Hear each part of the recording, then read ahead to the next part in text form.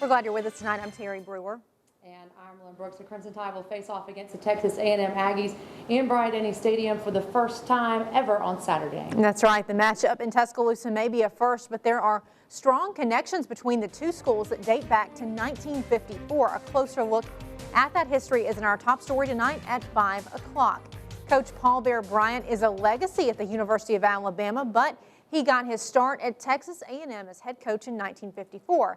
Coach Gene Stallings played under Coach Bryant at A&M in 1954, then followed Coach Bryant to UA and served as his defensive assistant in 1958. Stallings went on to be head coach for the Aggies before returning to UA as the head coach of the Alabama Crimson Tide. While he was at Texas A&M as head coach, he defeated Alabama and Coach Bryant in the 1968 Cotton Bowl. So he has a very long history going back and forth between Texas A&M and Alabama. Saturday's game will be the first time the two teams have met since 1988. Well, Bama has been working all week getting ready for the new kids on the SEC block. The Texas A&M Aggies are rolling into T-Town to take on the #1 team in the nation. And we're going to go ahead and take a quick preview at Bryant-Denny Stadium. A nice sunset over Bryant-Denny tonight. Thousands of Tide fans will pack this place Saturday to watch the Tide tangle with the Aggies. Texas A&M is currently ranked 15th in the nation. The showdown starts at 2:30 and will be carried on CBS. WVUA Sports Director Gary Harris will have much more on the Crimson Tide coming up in Alabama's home team sports. And before all the action on the field, don't miss Crimson Tide kickoff. That's Saturday morning at 8 a.m. for all things college football. Gary Harris will have complete game day coverage, also a breakdown of all the big SEC matchups over the weekend and plenty of feature stories on the Tide. And you won't want to miss our special guest, Gene Stallings. The former coach of both Alabama and Texas A&M will be talking all things football. That's coming up for you Saturday morning only on WVUA TV. And speaking of football, the University of Alabama is hosting a special tailgate party for veterans this Saturday. It's sponsored by the Office of Veteran and Military Affairs. The free pregame tailgate is for veterans, troops, and their dependents from both schools. The tailgate is part of a week of events on campus in honor of Veterans Day. All the tailgating fun kicks off 11:30 on the northwest corner of the quad.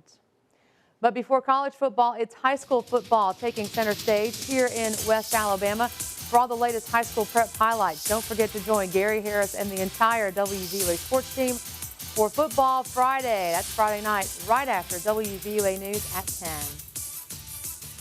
Shelton State Community College is spending some time honoring West Alabama's veterans today. It's all a part of Shelton's annual Veterans Day Salute. There were veterans groups on hand with information about programs to help them, including career centers and the VFW post.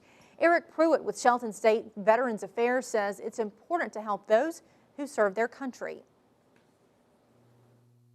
Our college has designated this day as Veterans Appreciation Day, along with our homecoming festivities. So, and our basketball games this afternoon, we'll be doing appreciation just to show our fans and community that we do support vets here at Shelton State and do what we can to help them out. And there was also a reception today for the veterans as well. On your Crime Watch, a lawsuit alleging sexual assault on a Tuscaloosa City school bus. The suit says the victim was an 11-year-old girl with special needs from Oak Hill School. Tuscaloosa attorney Clint Mountain is representing the victim. Mountain told WVUA it happened about 2.5 years ago and says the suspect was a 20-year-old male student. Mountain says the victim's injuries included lacerations around her mouth. He told us the surveillance equipment on the bus did not work properly that day. The suit is against the driver, the aide, and the director of transportation. From the circumstantial evidence of both the interviews and information that was conducted, the interviews that were conducted and the information that's been presented by the school officials and the police department, there was in fact an incident that took place. And so our burden of proof is going to be what the driver and the aide, what were their duties and responsibilities, and whether or not those conducted those responsibilities. And I think in our opinion they did not. And so I feel very comfortable going forward that we will in fact receive a judgment in this case. Tuscaloosa City Schools spokesperson Leslie Bruinton told WVUA since they are not part of the suit, it would not be appropriate to make a comment. Life in prison is the sentence for Jared Loeffner for killing 6 people and wounding a congresswoman in a shooting rampage. Loeffner showed little emotion or reaction as he listened to the victims speak. Among his victims, then Congresswoman Gabrielle Giffords. Mark Kelly, Giffords' husband, spoke on her behalf with her standing at his side. Giffords and Kelly turned to face Loeffner so they were eye to eye, separated by about 20 feet. Loeffner's mother was also in court and sobbed during the sentencing. A second storm is pounding the New York area, forcing airlines to cancel hundreds of flights. A nor'easter hit the area with a mix of rain and snow. It's the second major storm in a little more than a week. According to FlightAware, major airlines have scratched about 600 flights around the country. The majority are in New York, but airports in Boston, Philadelphia, Washington, D.C., and others are affected. More than 1,600 were canceled Wednesday. Superstorm Sandy caused more than 20,000 flight cancellations last Monday. People in one state say President Obama's re-election has resulted in people stocking up on a particular type of item. Here's the story now from Oklahoma. Trevor Hale spends a lot of time at the shooting range. Sighting in my brother's gun. But after Tuesday's election, Trevor is afraid he might not have a gun too much longer. I'm definitely concerned that they're going to try to take away my firearms. People who fear they can't have something, the first thing they're going to do is go out and buy something. Clay Hoover works at Heartland Outdoors. He says just a day after President Obama was re-elected, sales shot up. We sold everything.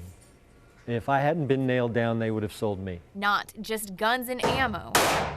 Heartland also had a record number of people sign up for a concealed carry permit. We sold out an entire class in a matter of an hour and a half. It's never happened before. Hoover says it's no coincidence classes filled up the day after the president's re-election. People remembered his comment from about 3 weeks ago about him wanting to reinstitute gun bans. Words that did not sit well with gun enthusiasts like Trevor. It's in the Constitution that we have the right to own guns. He is going to stock up while he can. In case there's a ban on how much we can buy at a time, or what kind we can buy, what kind we can't buy. According to Wade's Jewelry and Pawn Shop, the world's largest gun show is set for this weekend in Tulsa, Oklahoma. Officials are expecting a record number of vendors and visitors.